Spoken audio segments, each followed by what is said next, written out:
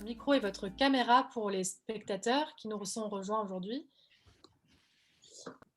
Donc, bienvenue dans cette nouvelle édition du Grand Oral, ce soir en partenariat avec Sciences Polémiques et La Péniche, ainsi que notre partenaire Vaïsolis.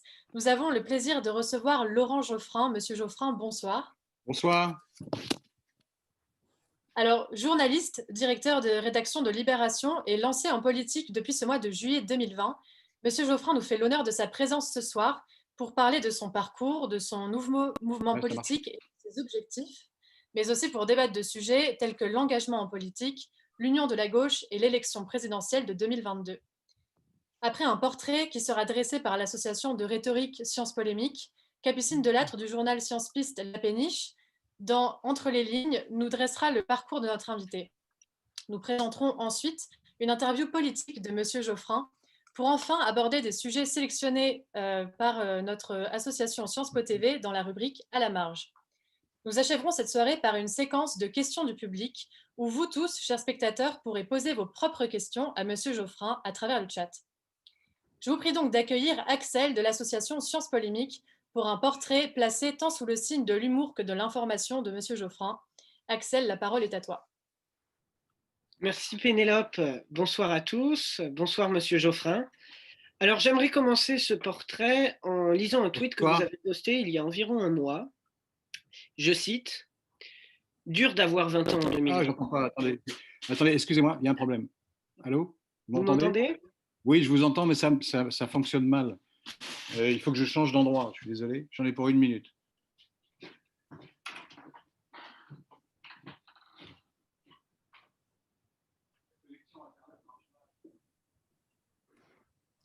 Tout à l'heure, Pénélope m'a dit il n'y a pas de Zoom qui vaille sans problème technique.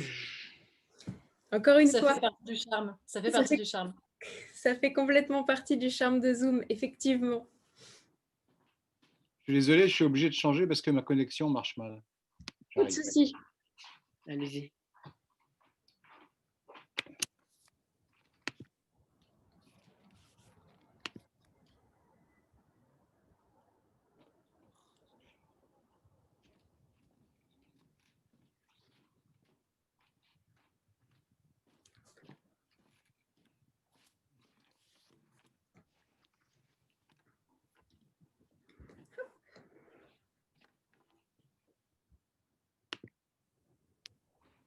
Là. Vous nous entendez bien? Là, ça marche. Très bien. Alors, je vais recommencer la lecture de ce tweet par lequel j'aimerais commencer votre portrait. Allons-y. Dur d'avoir 20 ans en 2020. Les étudiants bénéficiaires des APL ne toucheront finalement pas l'aide exceptionnelle promise, à moins d'avoir un enfant. Comment réhabiliter la politique quand on ne tient pas ses promesses? Et c'est donc tout naturellement que vous avez lancé un mouvement politique pour soutenir François Hollande. Oui, ah pardon, fallait pas le dire.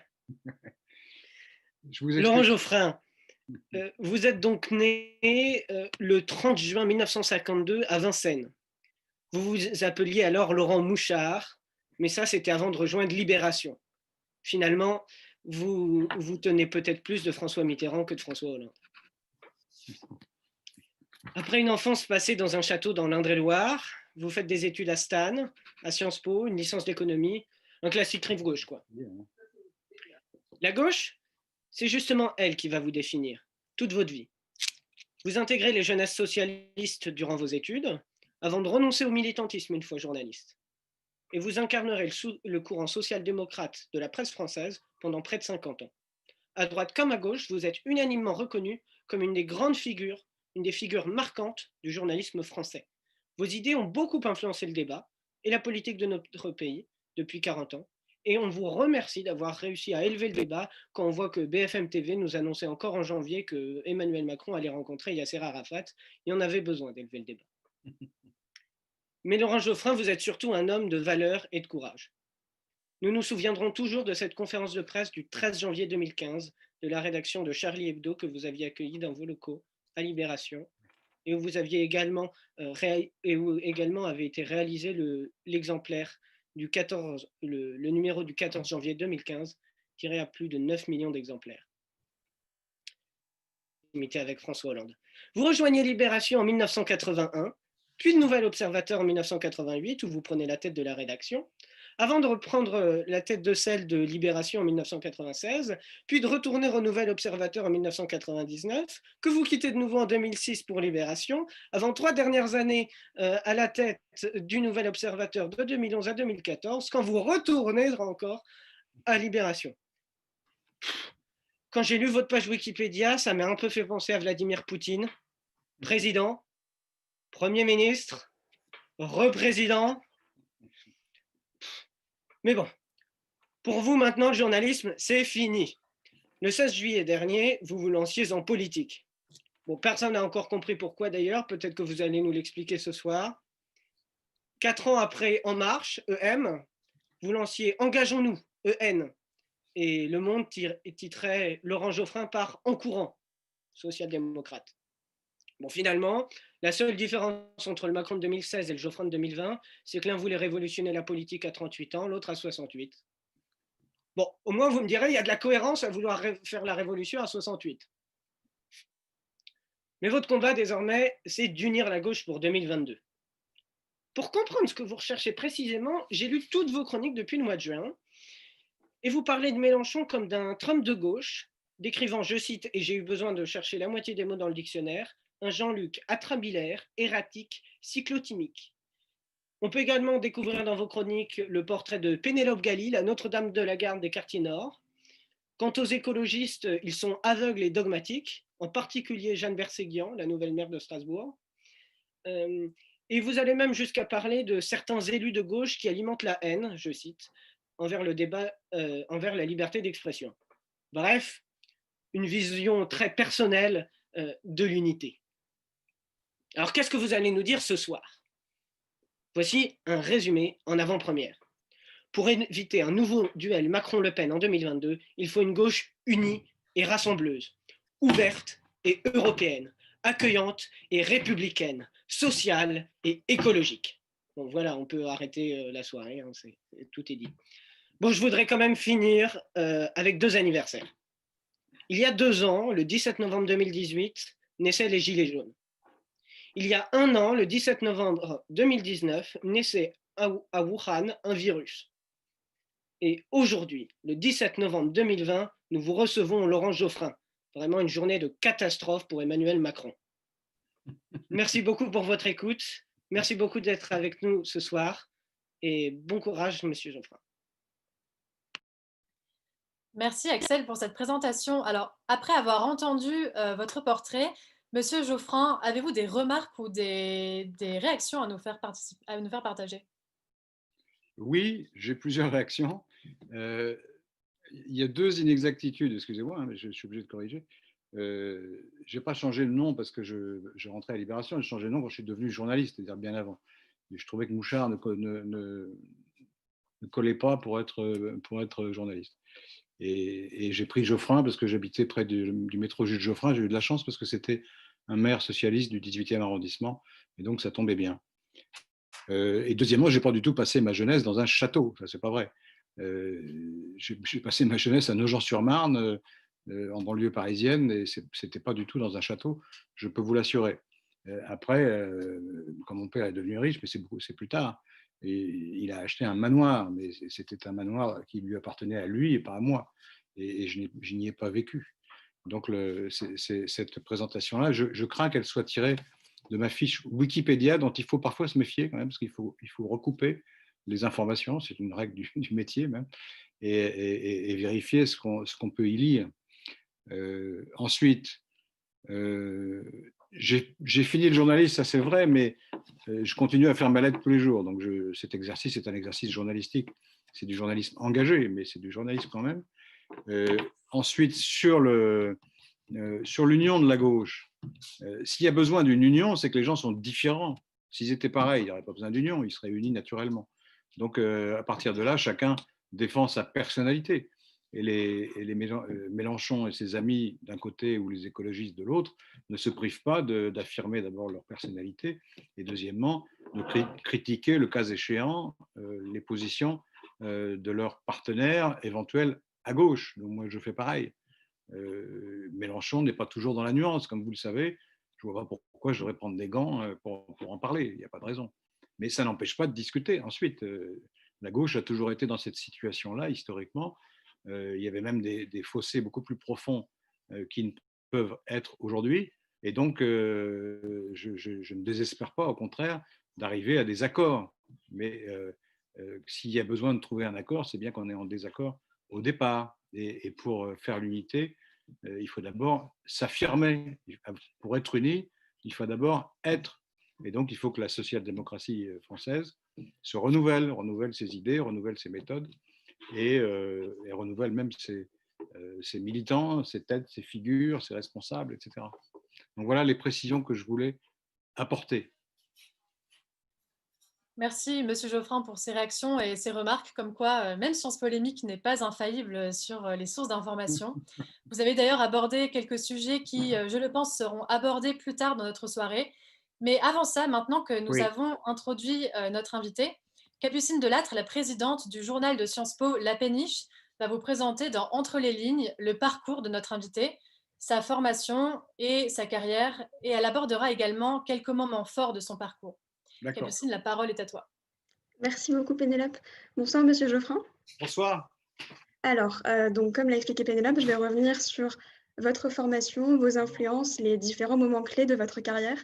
Avant tout, j'aimerais vous demander comment vous en êtes arrivé à l'écrit.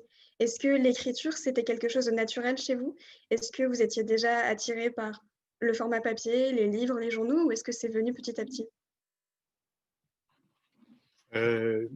À mon époque, si je puis dire, on passait beaucoup de temps à lire les journaux.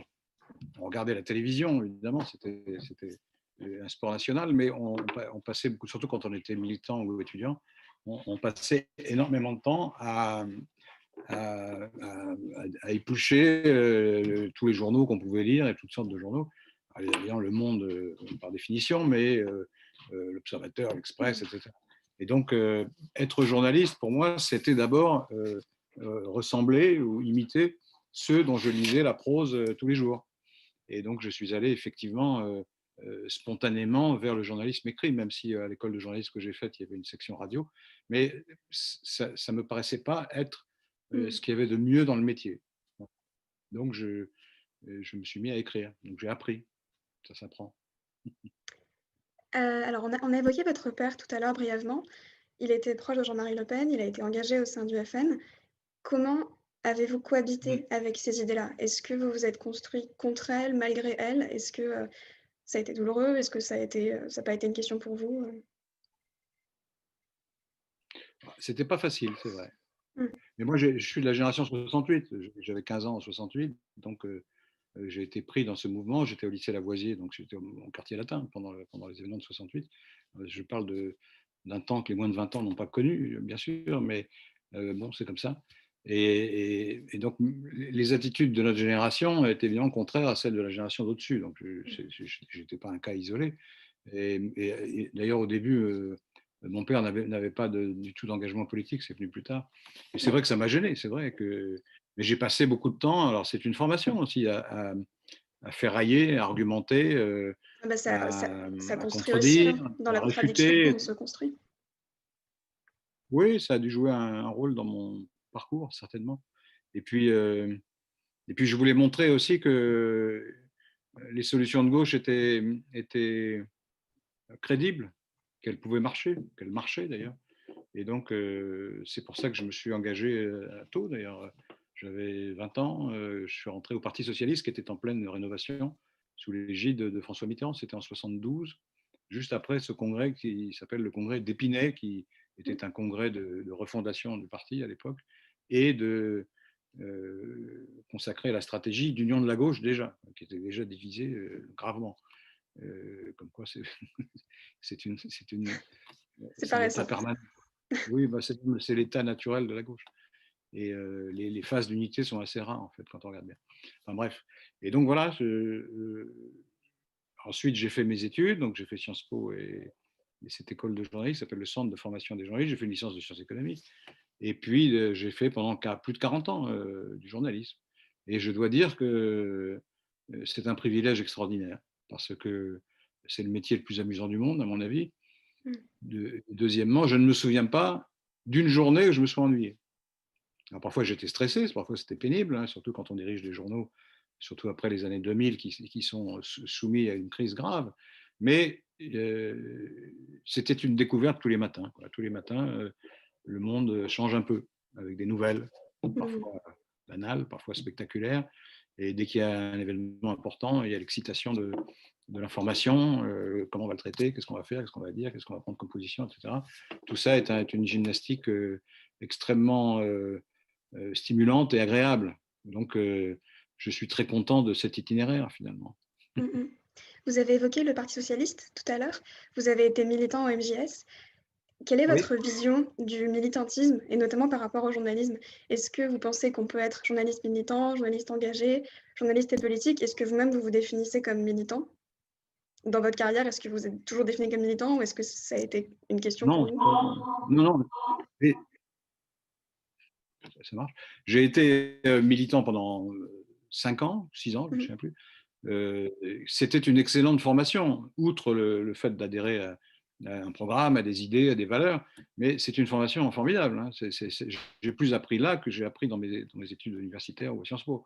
Alors, c'est très utile d'avoir une formation académique, bien sûr, Oui, bien sûr. gagner du temps, et ça permet d'avoir une base de référence qu'on garde avec soi toute la vie. Mais j'ai appris plus à réfléchir, à écrire, à argumenter, à vivre en collectivité aussi, et puis à comprendre les mécanismes de l'engagement, les mécanismes de pouvoir, même à l'intérieur des petites organisations, comme pouvaient l'être les mouvements de jeunesse socialistes. Et donc, on apprend mille choses presque sans s'en apercevoir. Et ça m'a beaucoup servi ensuite. Quand je suis devenu journaliste, j'ai cessé d'être militant. C'est contradictoire d'être militant et journaliste. C'est totalement contradictoire, il faut être honnête. On peut militer pour des causes quand on est éditorialiste. Mais il faut bien distinguer les métiers. Le métier d'éditorialiste, c'est un métier un peu rare, un peu généraliste. On donne son avis sur n'importe quoi, tout n'importe quoi. C'est un exercice difficile parce qu'il faut maîtriser toutes sortes de sujets, écrire de bêtises, et il faut essayer d'avoir une cohérence. Mais c'est un métier très particulier dans les journaux. La plupart des journalistes ne sont pas éditorialistes. Ils racontent ce qui se passe. Ils ne sont pas là pour donner leur avis. Alors, ils le donnent par la bande parfois, même souvent, mais ils sont censés obéir à un certain nombre de règles de fabrication de l'information.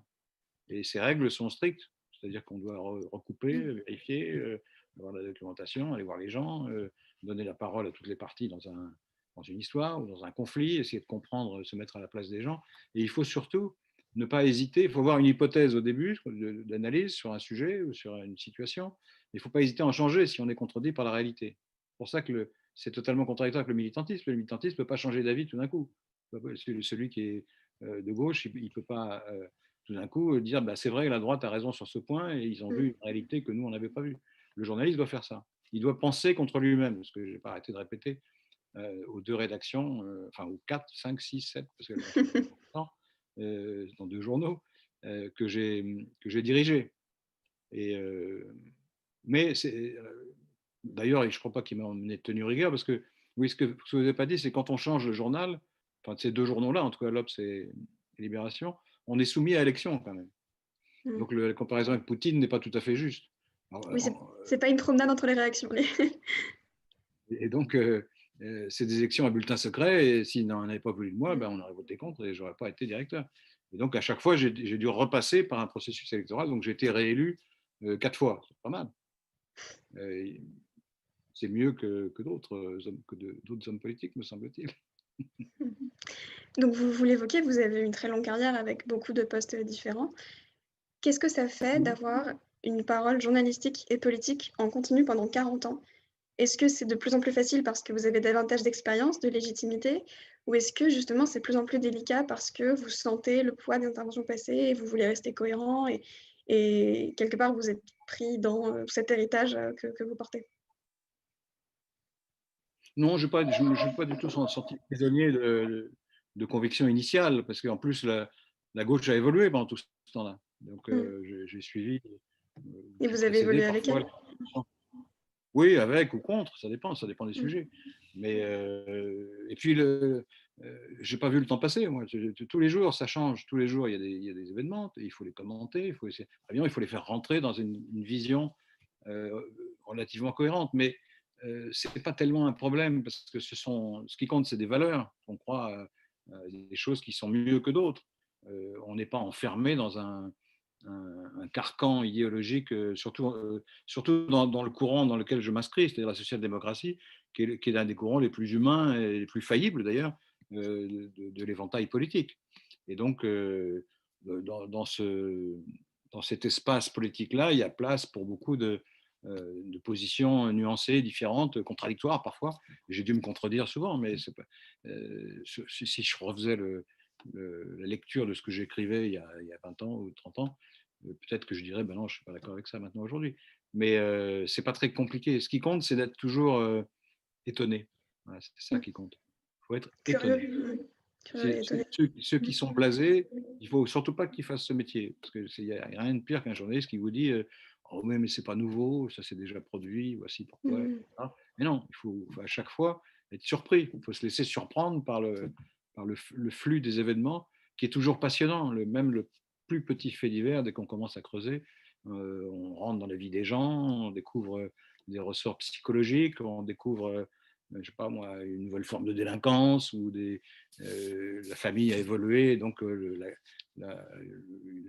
un acte de violence à l'intérieur d'une famille, vous rentrez dans la famille et donc vous vous retrouvez dans la position du romancier quasiment, sauf que vous n'avez pas le droit d'inventer, c'est ça la différence. Mais donc tout est passionnant, tout est même une information qui a l'air austère. Bon, moi, la production de textile a augmenté de 22% d'une année sur l'autre.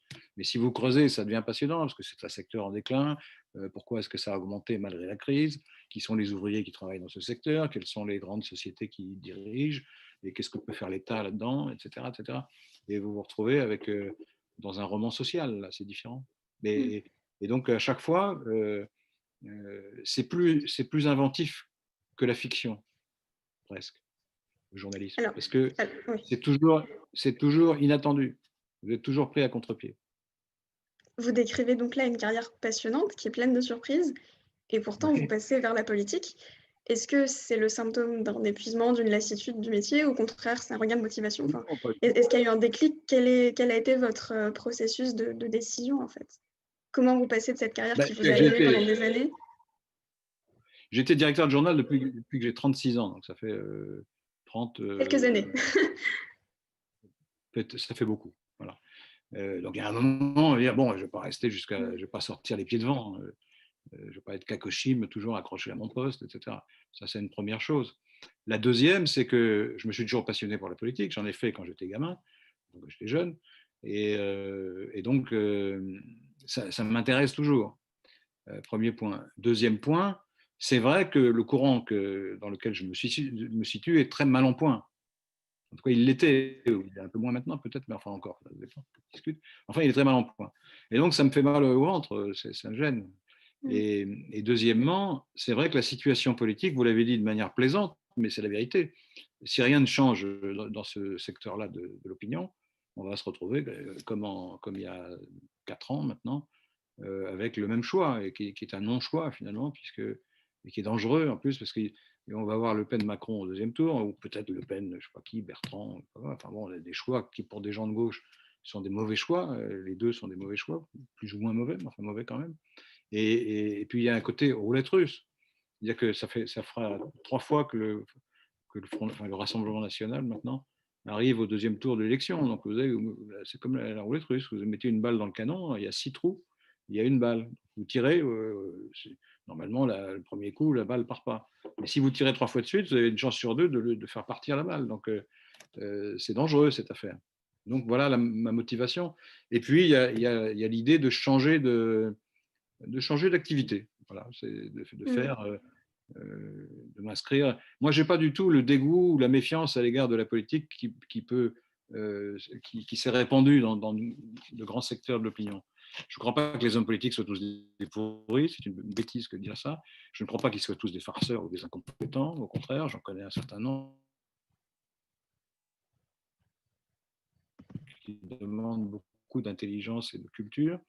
Et donc, c'est un monde où il y a des gens de qualité. Alors, il y a d'autres secteurs, il y a beaucoup de gens de qualité, c'est pas la question, mais c'est pas du tout ce qu'on dit, la politique. Et de plus, il y avait un slogan dans les années 70, les problèmes de tout le monde sont des problèmes politiques, et les problèmes politiques sont les problèmes de tout le monde. C'est parfaitement juste. C'est-à-dire que les décisions qui sont prises au niveau de l'État, si elles sont prises en cohérence avec les aspirations de la société, ou en tout cas d'une partie de la société, elles comptent, elles existent. Et la réforme, ce n'est pas un pis-aller, ce n'est pas un changement marginal. Il y a des réformes très importantes qui ont été faites par la gauche, d'autres par la droite. Bon, on va en discuter, mais on agit sur le réel. Et puis si moi, je ne me présente pas à des élections, donc je ne passe pas dans cette situation-là. Mais ceux qui sont maires, par exemple, ils modèlent leur ville. Il n'y a rien de plus passionnant. Et puis ils sont les représentants de leurs concitoyens. Donc c'est un honneur. C'est une charge tout à fait honorable, tout à fait noble et digne de respect, à mon sens. J'aurais une dernière question à vous poser, Oui. à laquelle vous devrez répondre en 1 minute à peu près. Oui. J'aime bien parler littérature avec nos invités. Oui. Et je voulais vous demander si vous pouviez me parler d'un roman. Donc ça peut être votre roman préféré, un roman qui a compté pour vous, un roman qui vous paraît intéressant à lire actuellement. Donc allez-y, je vous écoute. Moi, j'ai plusieurs écrivains qui sont mes favoris de très loin. Il y en a un qui est un écrivain qu'on a longtemps présenté comme un écrivain pour la jeunesse, mais qui ne l'est pas du tout, qui s'appelle Jack London. Alors, ça tombe bien, il était socialiste, mais révolutionnaire. Mais le bouquin le plus formidable qu'il ait fait, à mon avis, s'appelle Martin Eden, qui est un roman d'initiation et qui raconte les débuts d'un écrivain obsédé par l'écriture, etc. Et c'est un roman absolument passionnant et drôle, émouvant, triste à la fin, c'est dramatique.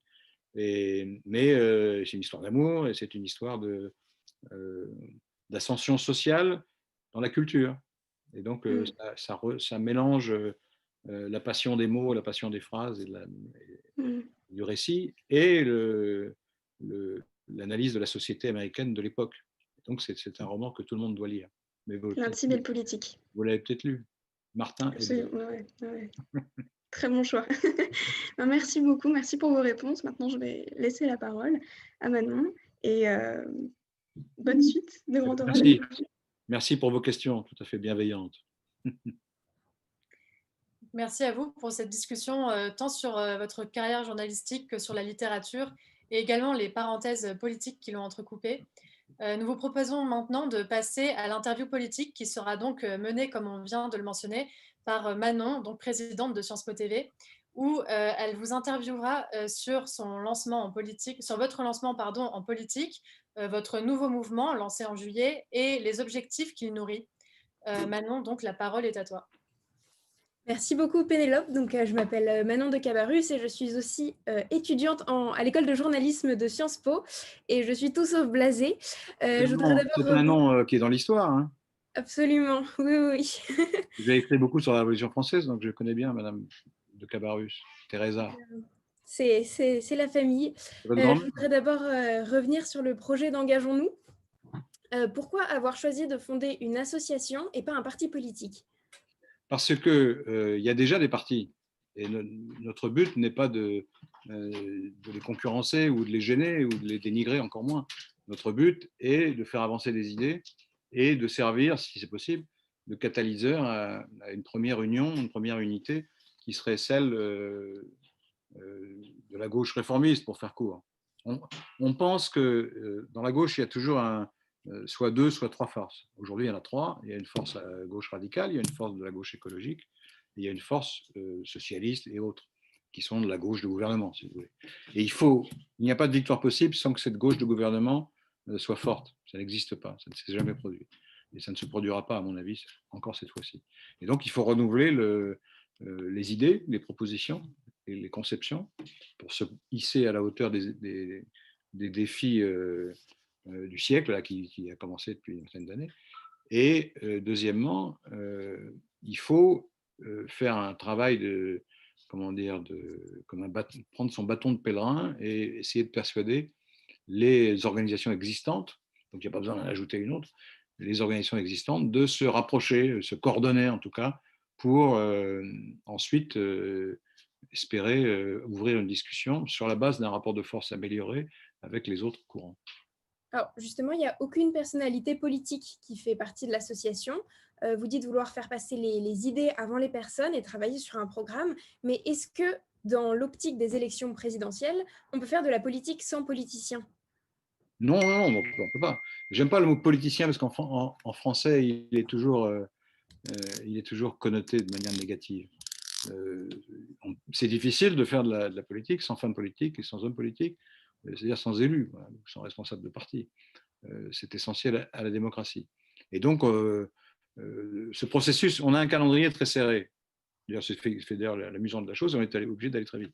Donc, le 17 janvier prochain, on a proposé à un certain nombre de forces politiques de se réunir dans la même salle et de créer, alors je ne suis pas sûr, hein, parce qu'il faut qu'ils soient d'accord. Qui a accepté de venir? Alors, sur le principe, alors, parce qu'il faut que je les rappelle, il faut que je les voie, il faut qu'on se mette d'accord sur les modalités, c'est très compliqué, je ne veux pas les engager sans avoir leur accord formel.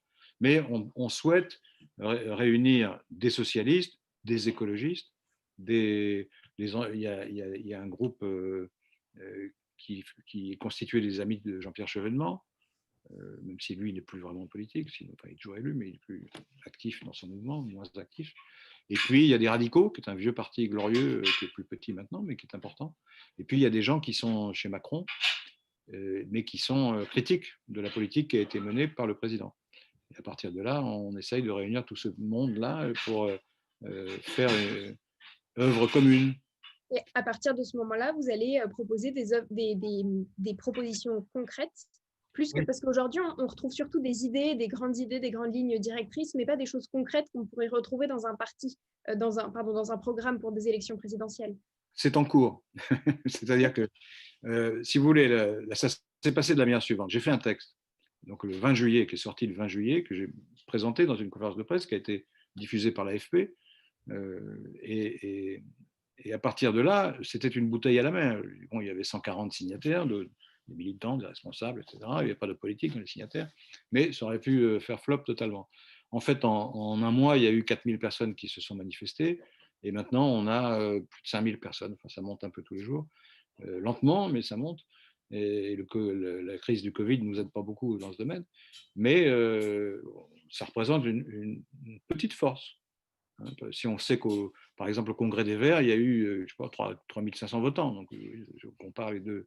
L'ordre de grandeur n'est pas finalement si différent. Sinon, nous, on ne s'est pas présenté des élections. On ne sait pas si les gens voteraient pour nous si on le faisait. Mais on a des soutiens et on a 600-700 personnes qui veulent militer. Donc, on a créé des groupes de travail. Il y en a 14. Et ces groupes de travail ont pour mission de produire des mesures, enfin des analyses d'abord, ensuite des mesures, donc justification des mesures. Et aux alentours de Noël, un peu avant, un peu après, on aura un certain nombre de propositions à mettre sur la place publique. Et ensuite, on va discuter avec les autres. Alors, place publique, on en parlera un peu plus tard, mais vous avez parlé de la gauche réformiste, Oui. d'une gauche qui n'a pas peur d'aborder les questions de sécurité, mais cette partie-là de la gauche, est-ce qu'elle n'est pas déjà à La République En Marche avec Emmanuel Macron? Non, parce que si elle y est, elle se trompe. C'est ça le problème.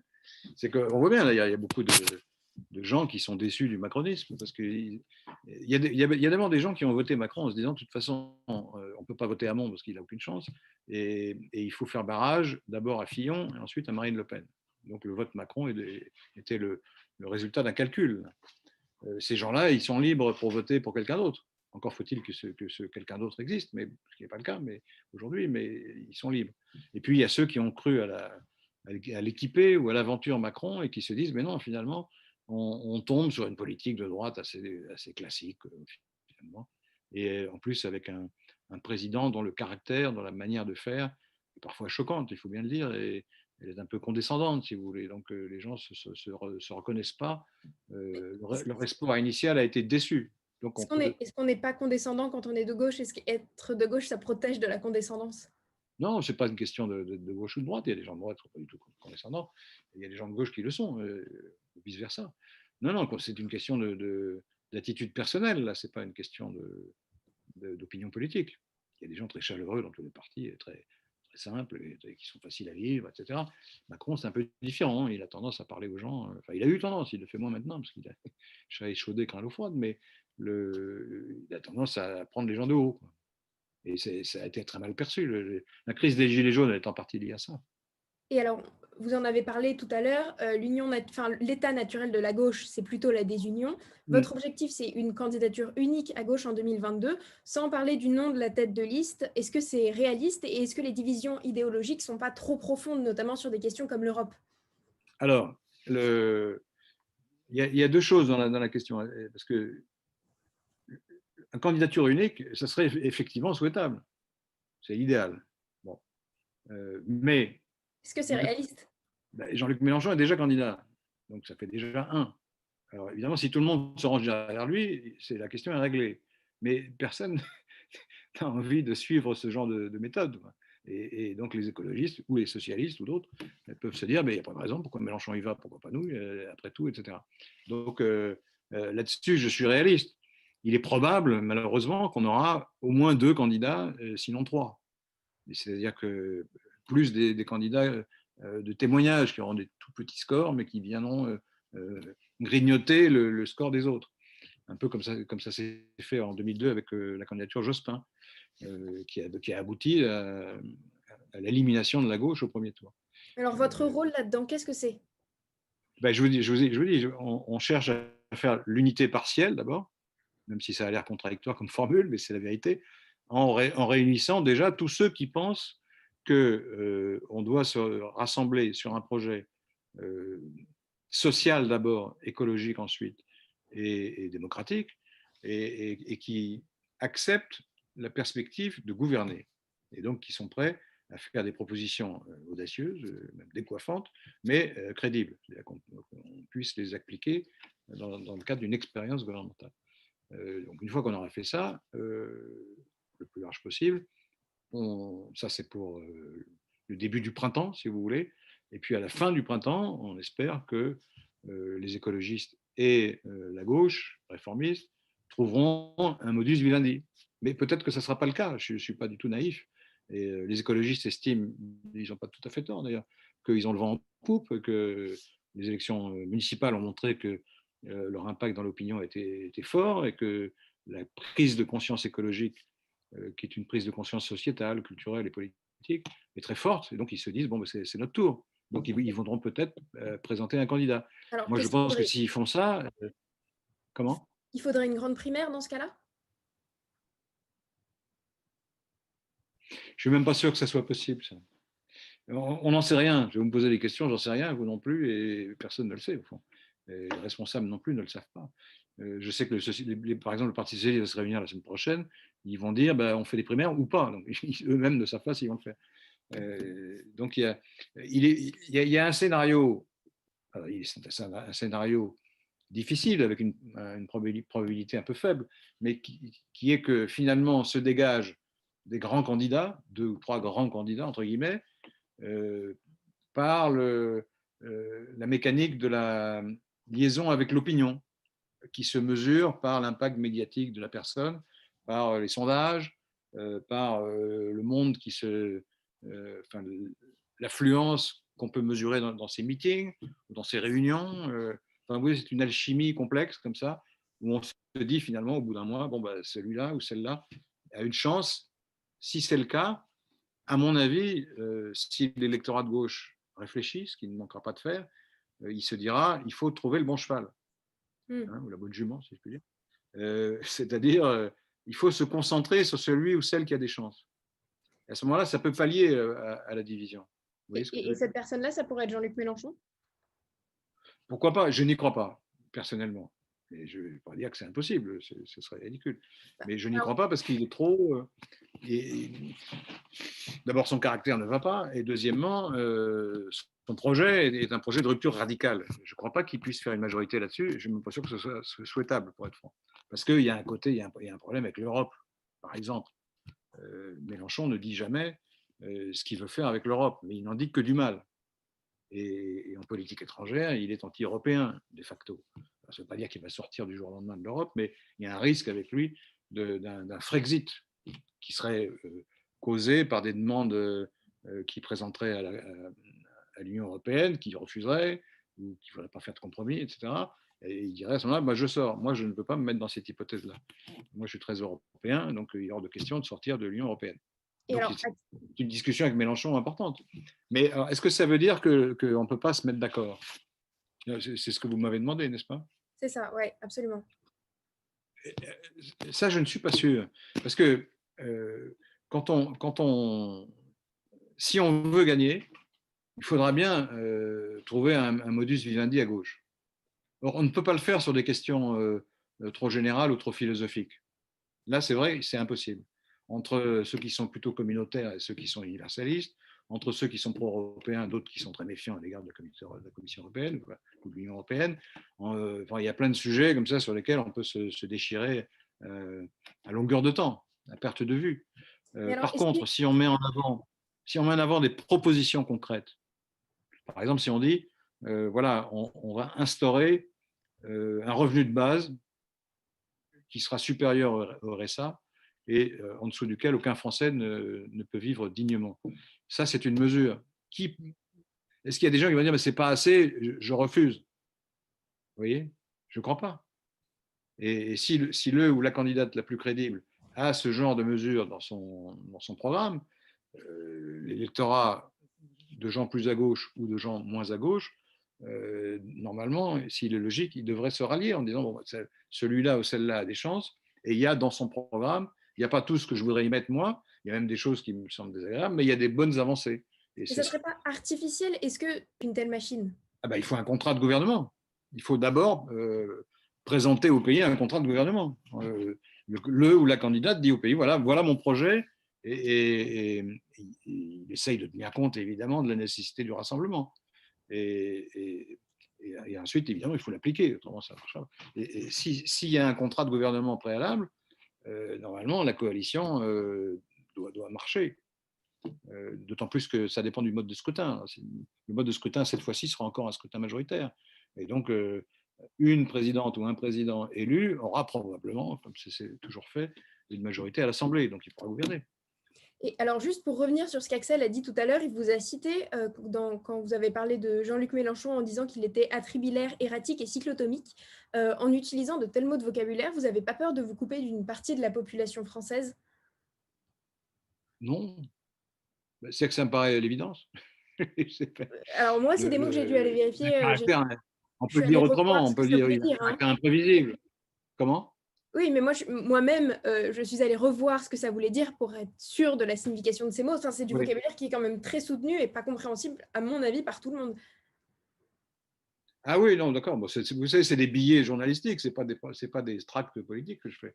Donc effectivement, il y a parfois un vocabulaire un peu chaud. Je ne crois pas qu'il faille parler aux gens, y compris aux gens les plus modestes, avec un langage simplifié, avec 300 mots, parce que les gens sont des analphabètes, soi-disant, et ils ne comprennent rien.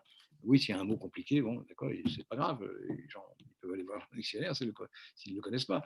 Moi, je pense qu'il faut parler au peuple, comme on dit, un langage soutenu. Pourquoi est-ce qu'on ne va pas faire du b.a.-ba et parler par slogan ou par onomatopée sous prétexte qu'on a en face de soi des ouvriers ou des employés? Enfin, c'est un peu méprisant comme raisonnement, ça.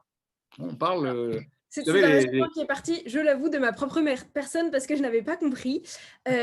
Autre question, dans Le Monde, Laurent Tello a écrit, à propos de vous, il est passé de l'autre côté d'un miroir qu'il contemple depuis 40 ans. Qu'est-ce que ça fait comme sensation de passer de l'autre côté du miroir? Alors au début, c'est bizarre parce qu'on n'est pas avec la masse des journalistes, on est tout seul devant une masse de journalistes. Ce n'est pas exactement la même sensation. Et donc, c'est un peu stressant parce qu'on dit, est-ce que je vais pouvoir répondre? Est-ce qu'ils vont comprendre ce que je dis? Est-ce que je ne vais pas être, je sais pas, confus ou cohérent, etc. On se pose ce genre de questions. Et puis, finalement, on s'aperçoit que c'est un métier différent. Parce que je pense que c'est un métier, la politique, contrairement à ce qu'on dit parfois.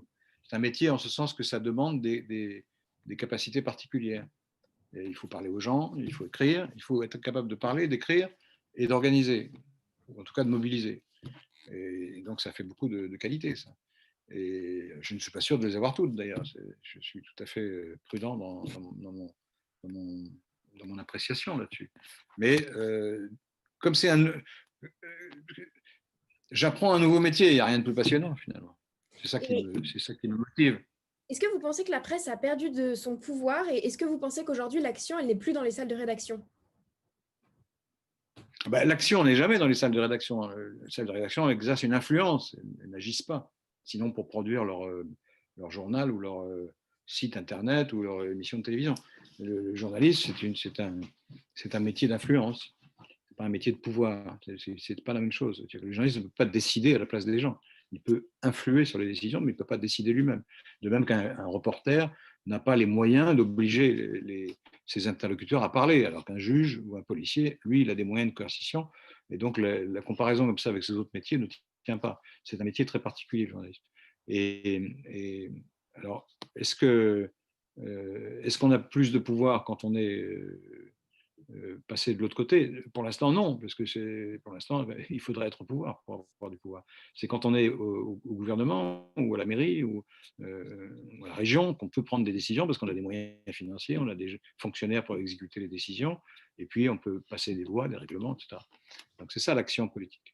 Et vous aviez écrit « Il y a un péché originel dans la Macronie, la trahison ». Votre départ de Libération et du journalisme a surpris tout le monde. Est-ce que dans la création d'Engageons-nous, il n'y a pas quand même une petite trahison quelque part envers le monde journalistique? Qu'est-ce qui se passe?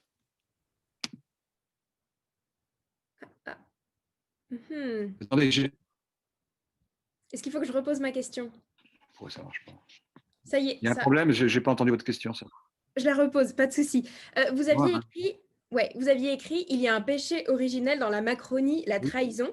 Votre départ de Libération a surpris tout le monde et a surpris aussi le milieu du journalisme. Est-ce que dans la création d'Engageons-nous, il n'y a pas quand même une petite forme de trahison envers le milieu journalistique? Pas du tout. Pourquoi il y aurait une trahison? Ça aurait pu être, au contraire, le fait de s'accrocher comme une moule à son rocher aurait pu être également critiqué. C'est pas une trahison. Le journalisme va survivre, il n'y a pas de problème. Les journaux vont continuer à paraître et les sites internet à diffuser des informations. C'est pas et dans ce cas, qu'est-ce que vous faites du contact et de la distance? C'est même bizarre c'est bizarre comme idée parce que c'est pas la vôtre, mais c'est vrai qu'il y a des gens qui ont dit des choses de ce genre. Ils quittent le journalisme pour faire de la politique comme si je rentrais dans le gangstérisme ou si j'allais me mettre dans le trafic de drogue ou bien je ne sais quoi ou le proxénétisme. Enfin, c'est quand même un peu dingue, quoi. Ça montre que même chez les journalistes, il y a un mépris pour la politique qui est dangereux. C'est dangereux pour la démocratie de dénigrer à ce point la vie politique que de dire que le simple fait tout d'un coup d'en faire partie serait une sorte de déchéance, quoi. Mais on est fou là.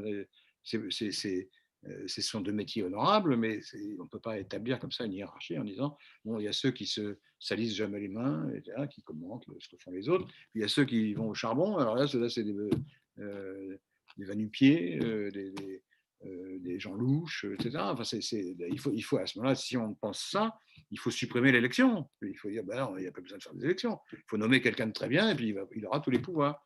Comme ça, il n'y aura pas de déchéance dans la politique. La politique, c'est imparfait, ça consiste à faire des compromis, à convaincre des gens et à prendre des mesures qui ne sont pas toujours forcément les bonnes ou bien calibrées, à faire des erreurs. C'est ça la politique en démocratie. Mais si on dénigre ça, il n'y a plus de démocratie. Merci beaucoup. C'était ma dernière question. Merci à Aurore, Agathe et Mathéo qui m'ont aidé à préparer cette chronique. Merci à toutes les équipes de Sciences Po TV qui font un travail formidable cette saison. C'est un plaisir et un honneur de travailler avec vous. À très bientôt. Merci à vous pour cette discussion sur notamment la gauche et ses perspectives d'avenir politique. Alors maintenant que nous en savons un peu plus sur le regard que vous portez sur le paysage actuel et sur les objectifs de votre nouveau mouvement, nous accueillons Hugo qui, dans la rubrique « À la marge », va aborder avec vous des sujets moins souvent traités, mais à nos yeux tout aussi importants. Hugo, la parole est à toi. Bonjour, monsieur Geoffrin. Bonsoir à toutes et à tous. Évitez de m'appeler monsieur, ça me vieillit encore. Bonjour Laurent Geoffrin. Voilà, c'est bien. La chronique qui va suivre, comme l'a dit Pénélope, se nomme « À la marge » et je souhaiterais dans celle-ci évoquer les sujets qui vous concernent, bien évidemment, mais dont on a tendance à moins vous parler. Comme il a été dit précédemment, vous avez lancé l'association Engageons-nous en juillet dernier. Parmi les 150 premiers à avoir répondu à l'appel, nombreuses sont les personnalités du monde de la culture.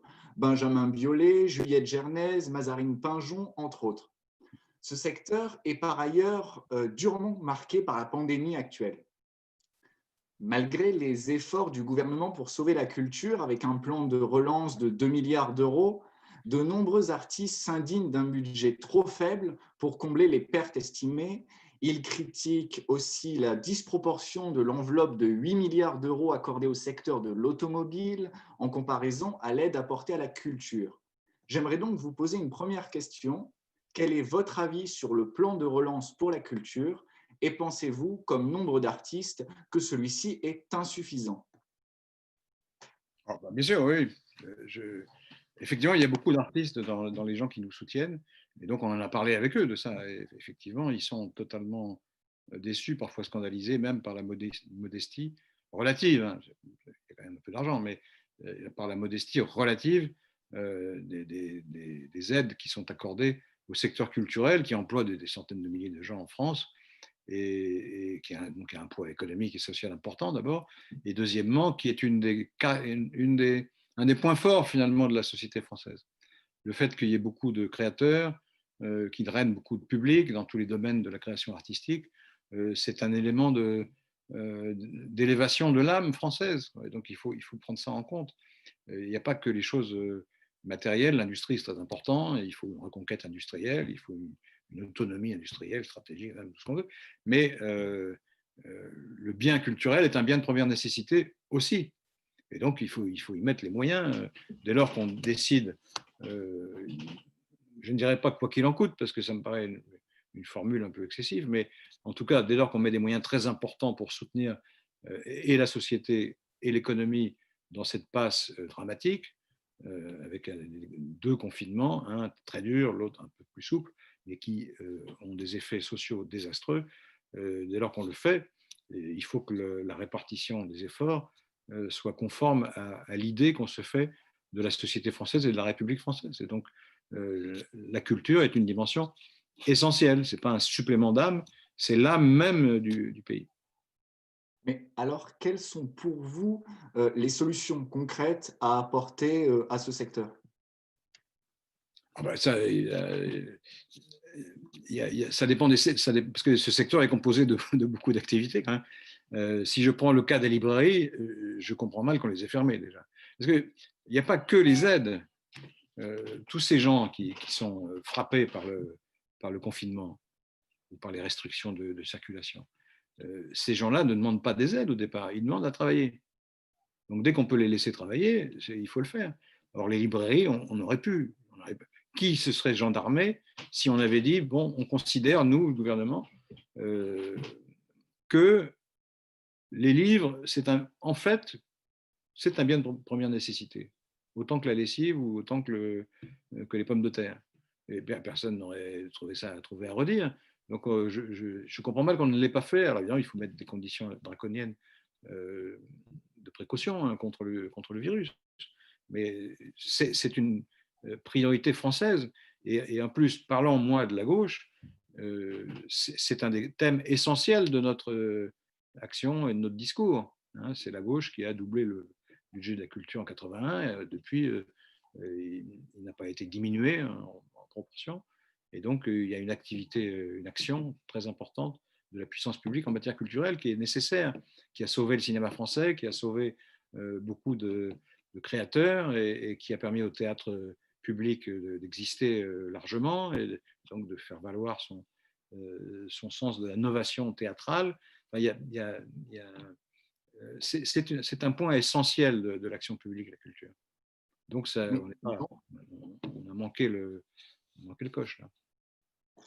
Oui, mais dans ce cas, que pouvons-nous faire, nous, en tant que Français, pour soutenir ce secteur alors que nous sommes confinés, que les salles de spectacle restent fermées et que les achats de disques et de livres, comme vous l'évoquiez précédemment, sont rendus impossibles? Si, il y a une action possible. Il est possible, pour reparler de la librairie, il y a ce système qui s'appelle en bon français click and collect. Donc c'est un truc tout simple, vous commandez votre bouquin chez le libraire et puis vous allez le chercher. Et comme le réseau librairie a été en partie préservé en France grâce au prix unique du livre qui a été mis en place par notre ami Jack Lang, c'est possible. Il y a beaucoup d'endroits où il y a une librairie pas trop loin. Il y a beaucoup d'endroits où il y a un désert culturel, ça existe aussi, mais il y a beaucoup d'endroits, notamment dans les villes, où il y a quand même des librairies. Donc on commande et on y va. Et on soutient le libraire et on lit des choses intéressantes en plus. Donc c'est bien. Et il y a d'autres possibilités de. Alors le spectacle vivant, évidemment, là c'est terrible, parce qu'on ne peut pas se réunir. Alors, ça n'a pas de sens si on ne se réunit pas. Alors il faut essayer de trouver des succès d'année, des ersatz, je ne sais pas, de faire des représentations par Zoom, essayer de trouver un moyen pour financer ça.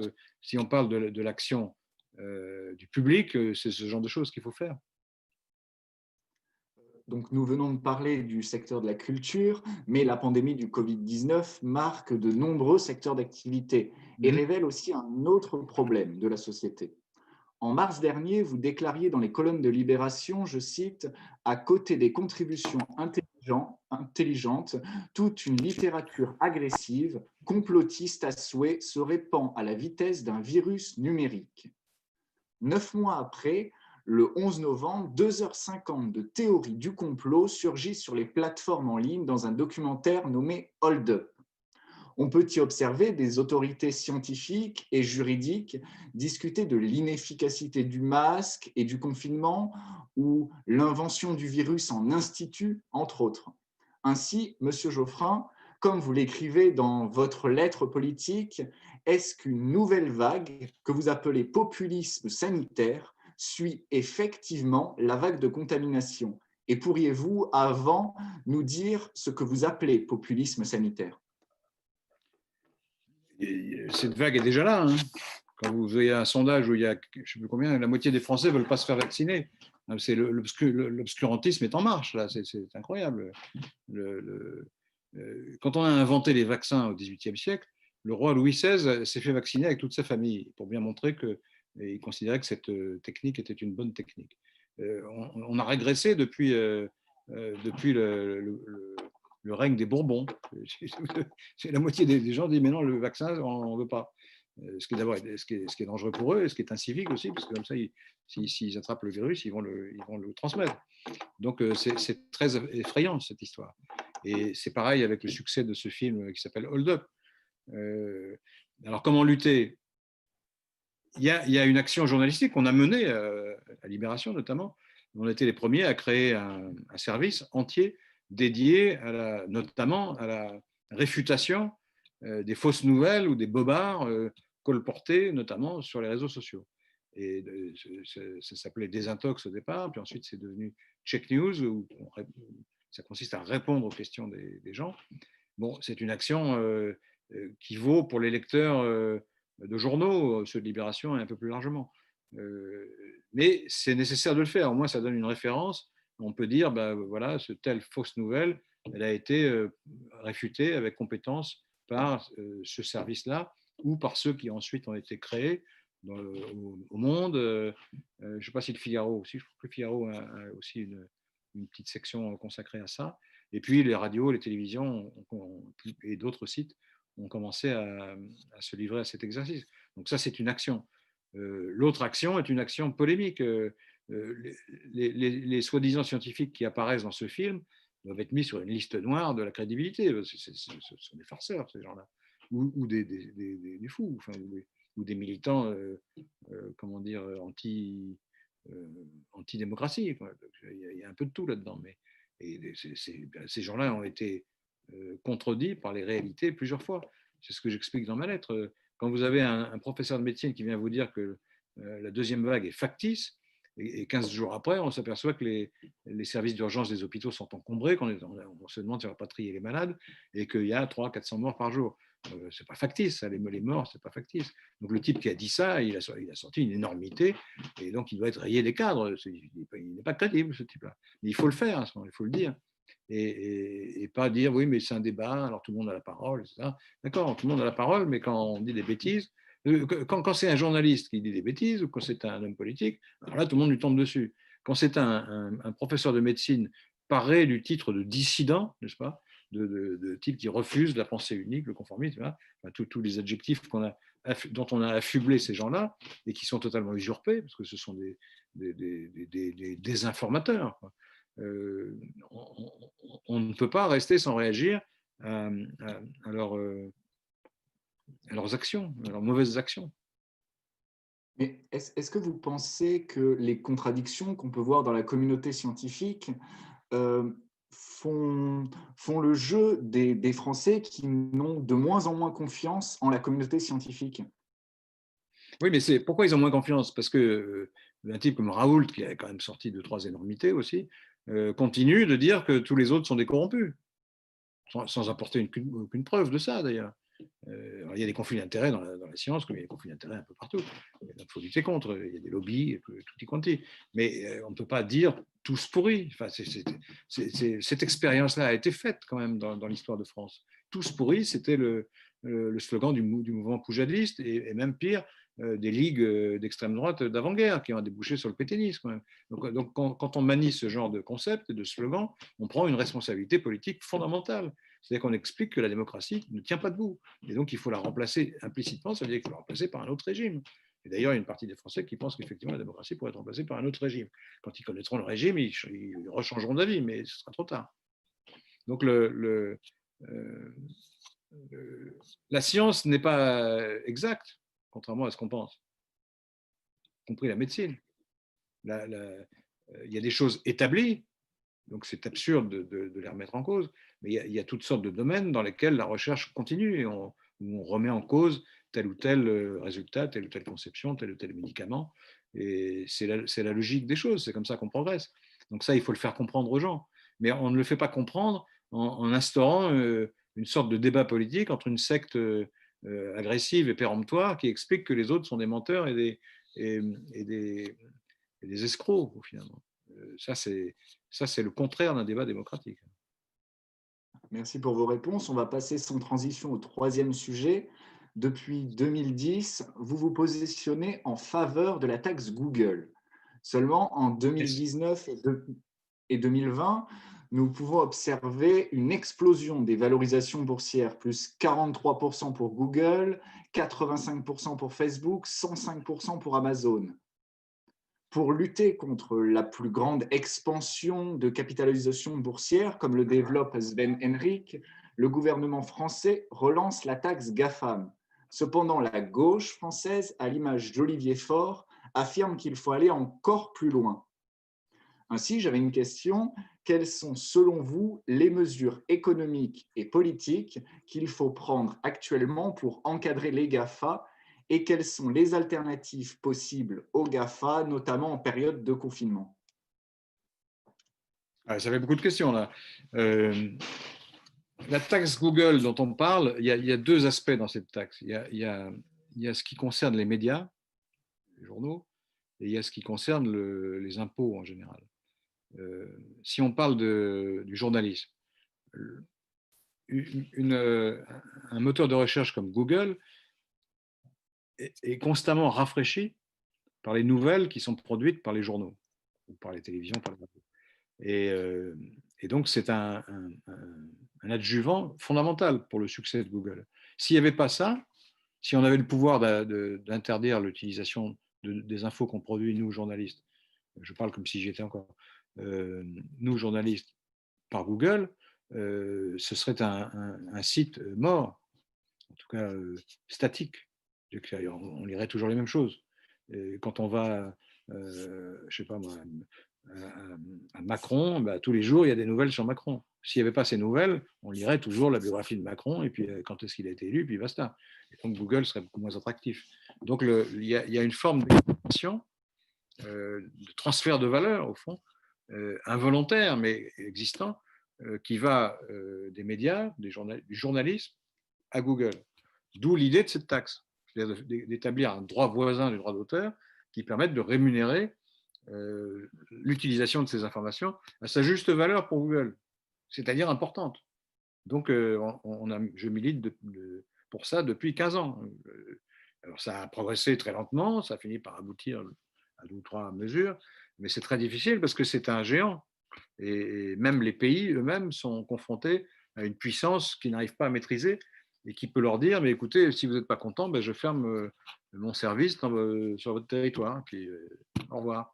Et qui peut dire aux journaux, vous n'êtes pas content, ben moi, c'est pas grave, on va vous déréférencer, comme ça, on ne vous exploitera plus. Donc, il y a une inégalité de fait qui n'est pas de droit, mais qui est de fait, qui ressemble à ce que pouvait être la position des compagnies pétrolières au début du XXe siècle. Hein, ceux qu'on appelait les barons voleurs, Rockefeller, d'autres, Carnegie, etc., qui occupaient des semi-monopoles sur leur secteur et qui faisaient des profits gigantesques et qui tuaient leurs concurrents et qui parlaient au gouvernement américain d'égal à égal, pour ainsi dire. On est dans la même situation. Et donc, il faut prendre des mesures, il faut que les États se mobilisent pour faire en sorte que le journalisme ne soit plus exploité par Google et par les autres d'ailleurs. Et ils nous ont donné des miettes jusqu'à présent. Ils ont accepté de faire des fonds, etc. Ils emploient un langage très très ouvert. Et en fait, ils sont pas du tout. Ils restent entièrement sur leur position. Ils ont un lobbying d'enfer pour empêcher toute loi qui pourrait les gêner. Donc ça, c'est l'aspect journalistique. Il y a l'aspect fiscal.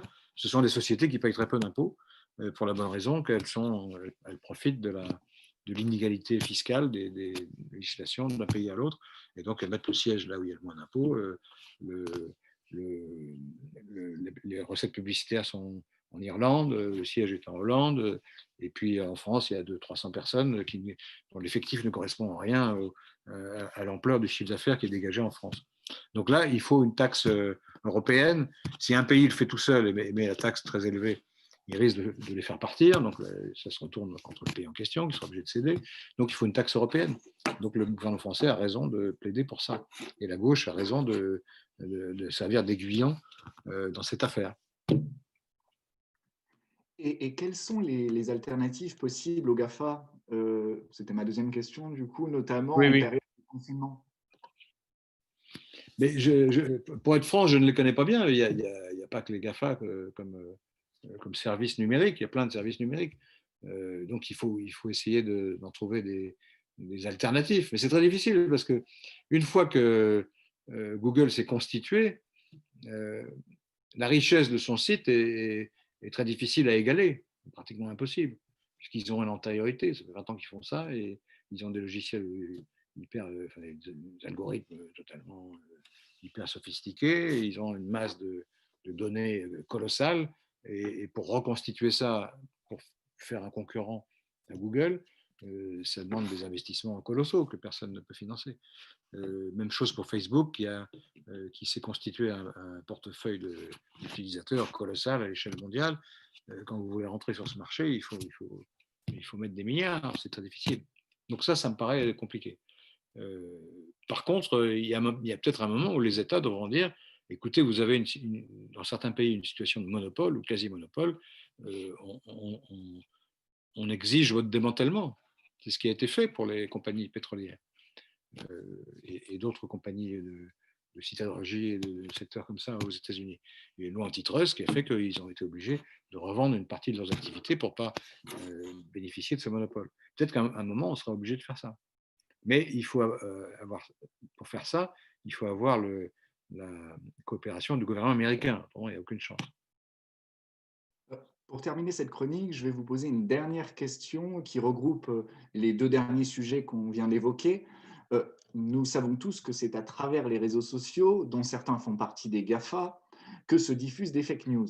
Oui. Il me vient alors une question. Qui lutte mieux contre la désinformation, le journalisme ou le politique? Mais ce n'est pas la même action. Les deux doivent conjuguer leurs efforts. Ce que pourrait faire le politique, à mon avis, c'est de modifier le statut de ces sociétés qui gèrent les réseaux, parce qu'on a laissé s'installer une situation dans laquelle ils sont en fait les censeurs. Hein, ils disent tel contenu ne me plaît pas, je l'enlève, sans même donner leurs critères.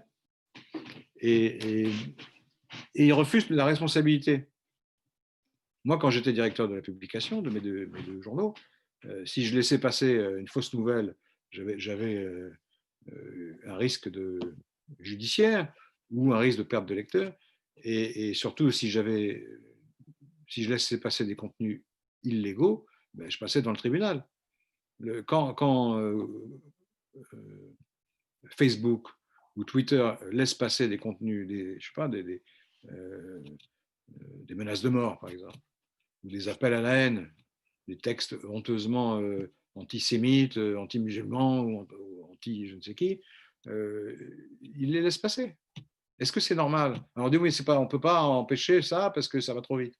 D'accord, alors, donc on ne peut rien faire alors, à ce moment-là. Et alors, il y a eu un accord qui a été passé. S'il y a des gens qui se plaignent, ils sont obligés d'enlever le contenu. Mais le contenu, il a déjà fait le tour de la Terre, souvent. Donc, c'est une mesure qui ne s'applique pas, en fait. C'est une fausse loi, ce truc-là. Et je ne vois pas pourquoi les directeurs de journaux devraient passer au tribunal quand ils font la moindre bêtise et les directeurs de réseaux sociaux, non. D'où sort cette disparité hallucinante? Ils ne sont pas responsables? Mais alors pourquoi est-ce qu'ils débranchent ou ils annulent des contenus de manière totalement arbitraire? Ils ont privatisé la censure, ces gens-là. La censure, d'abord, il ne faut pas de censure, il faut qu'il y ait des lois avec une liberté d'expression générale, avec des exceptions, mais ces exceptions doivent être définies par des élus, par une chambre élue, pas par un conseil d'administration situé je ne sais où, à Mountain View, dans ces contrées lointaines, pour nous en tout cas. C'est totalement aberrant ce truc-là. Je ne comprends pas que les gens s'habituent à ça. C'est quand même hallucinant ça. Non, vous êtes d'accord? Oui. Ouais, je vous laisse donner votre avis. D'accord. Ce mot sera donc le mot de la fin de cette chronique. Merci beaucoup, Monsieur Geoffrin, Laurent Geoffrin. Merci à vous. Et merci à Laurent Nour, Geoffrin. Sérène et Alice pour leur aide précieuse dans la préparation de cette chronique. Bravo à Nour et les autres, j'ai oublié. Alors, après cet échange très intéressant sur les sujets de la culture à l'épreuve de la crise sanitaire, le populisme qui est stimulé par ce même contexte, les tensions de la parole dans l'espace public et même les GAFA, sujets qui nourriront d'ailleurs peut-être cette dernière partie de notre émission. Cher public et chers spectateurs, c'est désormais à vous d'interagir avec Laurent Geoffrin, je ne vous appelle plus monsieur, en lui posant des questions en direct dans le chat que vous trouverez sur Zoom. Je vais commencer par vous poser une première question qui a été envoyée par César Rivera dans le chat. Donc, la question s'ouvre sur la citation de François Mitterrand qui disait en 1995 au Parlement européen « Le nationalisme, c'est la guerre ». 25 ans plus tard, montée de l'impopularité de la citoyenneté européenne, la question est la suivante. Est-ce que le mouvement Engageons-nous que vous portez devrait porter ce que François Hollande n'a peut-être pas suffisamment réussi à faire entendre, c'est-à-dire que l'Europe ne met pas à mal les souverainetés nationales, mais que plutôt qu'un problème, elle est une solution? Alors, parce que vous partez de la citation de François Mitterrand, le nationalisme, c'est la guerre. Donc, je vais m'en tenir à ça, parce que autrement, on va parler de la politique européenne, ça va nous emmener très loin. De s'il faut une politique plus sociale, plus d'intervention industrielle, est-ce qu'il faut des protections douanières aux frontières de l'Europe? On peut en parler, mais parlons d'un sujet après l'autre à ce moment-là. Le nationalisme est central parce que l'expérience historique, sur le long terme, démontre, c'est pour ça que Mitterrand a dit ça, démontre que les idéologies nationalistes ont été fauteuses de guerre. C'est établi. Hein, si vous prenez la situation qui prévalait à la fin du 19e siècle, les peuples étaient patriotes, mais souvent les gouvernements étaient nationalistes ou influencés par des groupes nationalistes. Et donc ils avaient une politique d'expansion, d'une part, coloniale, et ils avaient une politique parfois d'irrédentisme. Ils guignaient une terre qu'on leur avait prise, soi-disant, ou qu'ils voulaient reconquérir ou conquérir. Et puis, ils étaient paranoïaques. Ils considéraient que le gouvernement d'à côté ne pensait qu'à les détruire. Et c'est ça qui a conduit, c'est cet état d'esprit qui a conduit au déclenchement du premier conflit mondial, qui était un suicide de l'Europe, qui a tué plus de gens qu'on n'avait jamais tué dans l'histoire, pratiquement. Et premier point. Et deuxième point, qui a prononcé l'abaissement finalement du continent tout entier et des nations qu'il a composées. Donc c'est un risque majeur. Et ça a recommencé, puisque le premier conflit mondial était mal résolu. Donc il a recommencé 15 ans plus tard, et ça a été encore un massacre épouvantable, plus l'Holocauste juif. Et l'Europe a failli disparaître, purement et simplement. Et donc, à partir de 1945, on a décidé, on a dit plus jamais ça. On a eu raison de dire ça. Et une des méthodes qu'on a trouvées, c'est d'unir le continent européen. Et pour la première fois dans cette longue histoire de l'Europe, depuis l'Empire romain, hein, pour la première fois, on a eu 75 ans sans conflit armé entre les principales puissances européennes. C'est la première fois que ça arrive depuis l'Empire romain. Donc, c'est un acquis fondamental. Et d'ailleurs, quand on nous reproche à ma génération d'avoir laissé un monde dangereux, c'est vrai sur certains points, c'est vrai en matière écologique, par exemple, mais c'est faux en matière européenne. Toute cette génération qui a pris le pouvoir dans les années 80 avec la gauche en France, laisse derrière elle un bilan. Il est contrasté, mais il y a un point sur lequel il est extrêmement positif, c'est le fait d'avoir éliminé les conflits armés du territoire de l'Union européenne. Il est impossible aujourd'hui qu'une guerre se déclenche avec l'Italie, avec l'Angleterre, avec l'Allemagne, avec l'Autriche, etc., comme il y en avait tout le temps avant. Il n'y avait pas de période où il n'y avait pas de guerre. Tout le monde vivait avec l'idée qu'il serait un jour appelé aux armées ou qu'il verrait débarquer une troupe chez lui, etc. La vie était fondamentalement différente. Donc, c'est un acquis fondamental. Et donc, mon mouvement adhère à ce constat et cherche à faire en sorte que l'Union européenne perdure. Pour qu'elle perdure, il faut effectivement que ce qui est national reste national. Il ne faut pas que les peuples aient le sentiment d'être dépouillés de leur possibilité d'agir. Donc, il y a beaucoup de choses qui restent nationales. Toute la politique d'éducation, la politique sociale, même une partie de la politique commerciale, la défense est en partie nationale. Enfin, contrairement à ce que disent les souverainistes, on n'a pas vidé de son contenu la possibilité d'agir pour un gouvernement français. C'est faux. Mais il faut faire en sorte que quand il y a dans tel ou tel secteur une forme d'impuissance, il faut y remédier très vite. Il y a eu une impuissance relative en matière d'immigration. La politique européenne d'immigration n'était pas suffisante, mal calibrée. Il y a eu, sur le plan commercial, sur le plan de la concurrence entre les industries, là aussi, il y a eu une naïveté européenne à laquelle il faut mettre fin. Autrement, effectivement, les peuples se disent, mais c'est l'Europe qui nous empêche finalement de nous défendre contre les agressions extérieures, ou contre les phénomènes qui nous heurtent. Donc, il faut faire ça, je suis d'accord. Il ne faut pas... dans l'association, on est pro-européen, mais on n'a pas un discours Bélan sur l'Europe a toujours raison. Non, il y a des cas où elle a tort, et il faut faire des bras de fer, y compris avec nos partenaires, dans certaines limites, mais il faut faire des bras de fer pour obtenir des compromis plus favorables, et pour obtenir surtout une politique européenne qui ne donne pas le sentiment aux peuples qui ne sont plus protégés. C'est ça le point clé. Donc, votre mouvement porte bien plutôt cette idée de paix qui est apportée par l'Europe et donc oui. de valoriser alors je sais que cette vision politique. La difficulté de ça, c'est que les gens ne s'aperçoivent pas de ça. C'est comme l'oxygène. Hein, la paix, c'est comme l'oxygène. Quand on l'a, on n'y pense pas. Ouais. C'est quand la guerre se déclenche, on dit c'était quand même mieux quand il y avait la paix. Mais tant qu'il n'y a pas de guerre, les gens disent oui, il y a des problèmes, il faut régler, tout va mal, etc. Et on oublie qu'on est alimenté en air, et c'est quand l'air manque qu'on s'en aperçoit. Et c'est pareil pour le caractère pacifique des relations entre les nations européennes. C'est quand le jour où il y aura une guerre, on se dira c'était le bon temps. Hein, il faut lire le livre de Stefan Zweig, qui s'appelle Le Monde d'hier, qui est un bouquin fondamental, et qui raconte bien l'espèce de douceur de vivre qui pouvait exister dans l'Empire austro-hongrois quand il était stable, avant la guerre de 14. Et pourtant, cet empire était grevé par 1000 difficultés, 1000 inégalités, injustices. Enfin, dans l'esprit de Zweig, qui était un humaniste extrêmement fin, c'était l'âge d'or. Et il est probable que si jamais les choses dérapent, si l'Union européenne se défait, les générations futures regarderont l'époque qu'on a vécue un peu comme Zweig regardait l'empire d'avant la guerre de 14, c'est-à-dire comme une période bénie, finalement. Tout à fait. Une question suivante, si vous le permettez, parce que nous avons beaucoup de questions et finalement pas beaucoup de temps pour y répondre qui nous reste. Oui, donc, je vais essayer d'être plus court. Pardon ? Je vais essayer d'être plus court.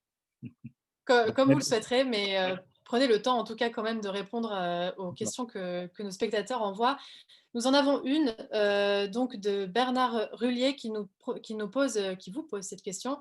Comment convaincre la gauche, finalement, qui ne veut pas gouverner, de s'associer avec la gauche de gouvernement? Il faut la mettre devant un dilemme. Si elle refuse de faire des compromis avec la gauche de gouvernement, personne ne gouvernera. Ce sera la droite ou l'extrême droite. Et si la gauche radicale veut faire avancer un certain nombre de sujets auxquels elle tient, si elle est en position de gagner, bon, tant mieux pour elle, j'en doute, mais bon, c'est comme ça. Mais si elle n'est pas en position de l'emporter seule, ou à la tête d'une coalition, ben, ce sera quelqu'un d'autre, et à gauche. Et à ce moment-là, il faut qu'elle ait l'intelligence de dire, bon, on n'aura pas tout, mais on aura une partie. Et en plus, on aura en tout cas écarté le spectre de l'extrême droite ou le danger de la droite. Ce raisonnement-là est le seul tenable. Et la gauche n'a jamais gagné sans que la gauche radicale le tienne. Quand les communistes étaient très forts, ils ont admis que les socialistes s'étaient reconstitués, ils ont admis qu'ils ne pouvaient pas faire passer dans le programme commun toutes leurs thèses. Et finalement, ça a donné l'expérience de 81, où il y a eu quand même beaucoup de réformes importantes qui ont été passées à la grande satisfaction des électeurs communistes. Donc il faut avoir le même raisonnement. C'est le seul raisonnement qui tienne la route. Tous les autres sont complètement faux. Si vous commencez à dire je ne veux pas faire de compromis parce que ça va être la trahison social-démocrate, encore une fois, bon d'accord, c'est la droite qui va gouverner dans ce cas-là. Et s'ils veut ça, il faut le dire. Mais autrement, on ne peut pas éviter d'abandonner une partie des choses, des projets qu'on avait faits, parce qu'on est obligé de réunir une majorité de Français à la fin des fins. Et là Toujours aussi, sur comment Oui, pardon. Non, la pardon, gauche j'allais... radicale, elle a un gros avantage, c'est qu'elle n'a jamais gouverné. Alors, évidemment, elle ne peut pas se tromper, puisqu'elle ne gouverne pas, évidemment. Et c'est toujours les sociodémocrates qui vont au charbon, et après qui reviennent en disant oui, c'est vrai, on n'a pas pu tout faire, on n'a pas pu mettre en œuvre tout le programme, on a eu des difficultés, on a eu des événements, etc. Ah oui, bah, donc vous avez trahi. D'accord, oui, peut-être. Mais au moins, on a fait des choses. Si on prend le bilan sur le moyen terme, qui est-ce qui a réduit le temps de travail, qui est-ce qui a augmenté le pouvoir des travailleurs dans l'entreprise, qui est-ce qui a créé le revenu minimum, qui est-ce qui a créé la couverture maladie universelle, qui est-ce qui a créé l'allocation médicale d'État pour les migrants, qui est-ce qui a fait le mariage pour tous, qui est-ce qui a... Bon, je peux en aligner comme ça des dizaines. Et c'est pas la gauche radicale, ça. La gauche radicale, elle a dit que c'était nul ou insuffisant ce qu'on faisait. Oui, d'accord. Après, une fois que c'est fait, si jamais on y touche, alors là, immédiatement, la gauche radicale dit c'est horrible, on va toucher un acquis précieux des travailleurs. Mais cet acquis précieux des travailleurs, il est venu d'où? Il est venu de la victoire des socialistes. Alors, Justement, toujours sur ce sujet de la gauche qui finalement a l'air de faire l'objet de beaucoup de questions de nos spectateurs, nous avons une question qui porte sur 2022 et plus précisément sur Mélenchon. Donc la personne qui pose la question rappelle que depuis 2016, il est le candidat en tête à gauche, qu'aujourd'hui encore dans les sondages, il est considéré comme représentant le mieux l'avenir de la gauche pour la France, qu'il dispose également d'un programme complet, détaillé. On vous pose encore cette question, pourquoi ne pas capitaliser sur Jean-Luc Mélenchon pour l'élection de 2022, comme l'a fait Benoît Hamon? comme l'a fait Benoît Hamon. Ben non, il s'est présenté, Benoît Hamon, justement. On Écoutez, lui a reproché justement de se c'est présenter. la Enfin, bon, question, je n'ai fait que c'est la question. retranscrire la question, mais... Ouais, peu importe. Peu importe. Pourquoi ne pas le faire? C'est pas l'heure, si je puis dire. On n'y est pas encore. Mais la campagne présidentielle n'est pas ouverte. Elle sera ouverte dans un an, au plus court. Et donc, bon, la question ne se pose pas. Mélenchon est candidat, mais il peut y en avoir d'autres, après tout. Et on a encore un an pour discuter. Donc, cette question ne se pose pas. Peut-être qu'un jour, on s'apercevra que Mélenchon a réussi à convaincre une majorité, ou il en passe de convaincre une majorité. À ce moment-là, la question se posera. Simplement, ce qu'il faut bien voir, il faut être un peu réaliste en matière électorale, il s'agit de réunir 51% des Français, dont aujourd'hui 25% votent à gauche. Il y a la moitié des 50 qui nous manquent, dont on a besoin, qui votent à gauche. L'autre partie, ils ne votent pas à gauche. Ils votent pour Macron, ou ils votent pour la droite, ou ils ne votent pas. Souvent, ils ne votent pas. Donc, il faut conquérir un électorat large. Et il faut reprendre à Macron beaucoup d'électeurs. Je ne suis pas sûr que le programme de Mélenchon soit à même de le faire, parce que il est volontairement radical. Mais bon, après tout, c'est sa grandeur aussi. Il défend des idées de rupture, très bien. Mais est-ce que ça peut réunir une majorité en France? Je ne crois pas. Alors, si je me trompe, je dirais que je me suis trompé, mais je ne pense pas que ça puisse faire une majorité. Il faut reconquérir des gens, soit qui ont arrêté de voter ou qui votent dans les classes populaires, qui ne votent pas ou qui votent même pour le Rassemblement national. Il faut parler à ces gens-là en formulant des propositions qui les convainquent et qui aillent dans le sens de leurs souhaits et de leurs intérêts. Et puis, il faut les rassurer sur des questions sensibles comme l'immigration ou comme l'insécurité. Et puis, il faut récupérer des électeurs de Macron, autrement, c'est impossible. C'est avec des civils qu'on fait des militaires. Donc, ils sont passés chez Macron, il faut qu'ils reviennent. Et pour qu'ils reviennent, c'est peut-être pas la peine d'agiter tous les matins un chiffon rouge. C'est pas forcément très malin. Sur un sujet légèrement différent maintenant, quelqu'un nous demande: que pensez-vous de l'article 24 de la loi de sécurité globale qui veut interdire la diffusion d'images de policiers dans le but qu'ils soient portés atteinte à son intégrité physique et psychologique, donc j'imagine dans le but qu'ils ne soient pas portés atteinte à son intégrité. Oui, c'est parce que c'est le texte de la proposition de loi. C'est une proposition de loi qui est soutenue par Darmanin et par le gouvernement. Je suis Enfin, j'ai une position un peu plus nuancée. Je suis contre globalement, mais j'ai une position plus nuancée que d'autres. C'est-à-dire que tel que c'est rédigé aujourd'hui, ça a l'air de donner des garanties parce qu'il faut effectivement que pour pour sanctionner la diffusion d'une image où on reconnaît un policier, soit qu'il est pris en gros plan, soit qu'il y ait une manière de l'identifier, il faut prouver que ce film a été fait dans l'intention de nuire aux policiers en question. C'est compliqué. Donc le gouvernement peut dire, attendez, c'est très compliqué de le prouver, donc c'est fait uniquement pour les cas limites, pour les cas extrêmes, certes. Mais c'est rédigé de telle manière que les dommages que le film pourrait infliger aux policiers sont définis que portant atteinte à leur intégrité physique, ça c'est facile à comprendre, ou psychique.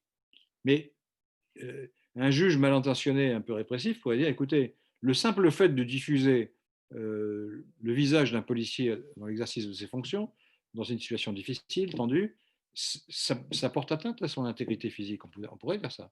Le fait de retrouver sa tête mise partout, souvent il y a beaucoup de gens qui trouvent ça extrêmement pénible.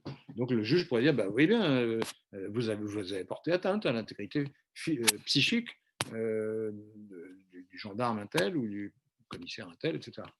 Et une fois appuyé là-dessus, il pourrait sanctionner 1 an de prison maximum et 45 000 € d'amende maximum celui qui a filmé la vidéo et qui l'a postée sur le net. Ça, c'est pas possible. Je comprends très bien que les policiers s'inquiètent de ça, qu'ils ont besoin d'être rassurés sur le fait qu'on ne va pas les clouer au pilori en permanence sur les réseaux et mettre leur nom et éventuellement leur adresse, ce qui leur fait encourir le risque de représailles. Je comprends très bien ce réflexe. Mais là, on touche à un principe qui est qu'il y a une règle qui est même dans un accord international qui permet aux citoyens, aux journalistes de filmer les opérations policières qui sont en cours. Si on supprime cette liberté, on écorne de beaucoup la liberté d'expression en France. Donc, il y a un conflit de valeurs, là, et c'est pour ça que je suis plus nuancé que d'autres. Mais tel que c'est rédigé, ça ne va pas. On peut peut-être le rédiger différemment, on peut faire un amendement, etc. Mais bon, ça, c'est pas mon travail pour l'instant, en tout cas. Et donc, mais dans la formule actuelle, ça ne va pas. Donc pour vous, plutôt un enjeu de valeur et de liberté d'expression, en tout cas un texte à revoir. Ça risque, si c'est interprété de manière extensive par les magistrats, ça risque effectivement de limiter la latitude des journalistes et des citoyens pour rendre compte de ce qui se passe dans les manifestations et notamment dénoncer les éventuelles fautes policières. Il y en a eu quand même. Oui. Une dernière question donc, qui nous vient de YouTube. À l'heure de l'échec de la stratégie Terra Nova, qui visait à remplacer l'électorat populaire par les minorités, comment comptez-vous faire pour reconquérir les classes populaires et les territoires? Alors, les classes populaires. Je n'en suis pas, comme vous avez pu le comprendre. Donc, c'est une question de programme et de proposition et d'attitude. L'attitude, c'est de se tourner vers eux ou vers les gens qui les représentent, que ce soit les syndicats, que ce soit les associations ou les syndicats de commerçants, etc. Il faut parler à tous ces gens-là, écouter ce qu'ils disent et reprendre un certain nombre de leurs demandes, de leurs revendications. C'est le premier point. Deuxième point, il faut un discours social. C'est vrai que alors, la note de Terra Nova était un peu caricaturée, elle ne disait pas ça exactement, mais bref, c'est devenu un symbole. Il faut tourner le dos à ce symbole, ça c'est vrai. On ne peut pas faire une politique que pour les bobos. Je caricature, mais ce n'est pas possible. C'est le passeport pour la défaite. Donc il faut une politique, c'est-à-dire des mesures, des analyses, des propositions qui donnent le sentiment aux classes populaires qu'elles sont écoutées, qu'elles sont entendues. Donc il faut des mesures pour les travailleurs, il faut s'occuper du pouvoir d'achat, il faut une politique de lutte pour l'emploi qui soit plus efficace, et puis il faut peut-être protéger certaines entreprises en difficulté, montrer que l'État peut faire quelque chose. S'il y a une usine qui ferme, il faut tout faire pour empêcher la fermeture, y compris le cas échéant nationaliser l'entreprise.